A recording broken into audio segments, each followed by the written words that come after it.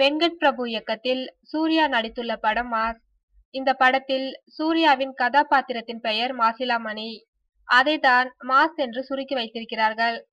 அவருடன் நயன்தாரா, பிரணீதா, பார்த்திபன், சமுத்திரகனி, பிரேம்ஜி என பலர் இப்படத்தில் நடித்துள்ளனர். படம் குறித்து சூர்யா கூறுகையில், இந்த படம் ஒரு வித்தியாசமான கதையில் உருவாகி இருக்கிறது. ஆனால் சிலர் இது முழுக்க முழுக்க பேய் படம் என்று கூறி வருகிறார்கள். என்னை கேட்டால் ஹாரர் சம்பந்தப்பட்ட விஷயங்கள் கொஞ்சம் உள்ளது. ஆனால் அதைவிட வேறு சில கமர்ஷியல் காட்சிகளும் இந்த கதையில் நிறைந்திருக்கிறது.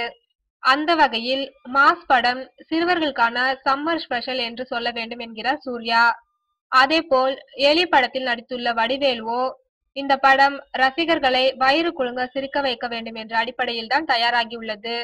எனது காமெடிகளில் இது பவர்ஃபுல்லாக இருக்கும். குறிப்பாக ஒரு எலி எந்தெந்த மாதிரி எல்லாம் பார்க்கும், ஓடும், சண்டை போடும் என்பதையெல்லாம் துல்லியமாக செய்து காட்டியிருக்கிறேன்.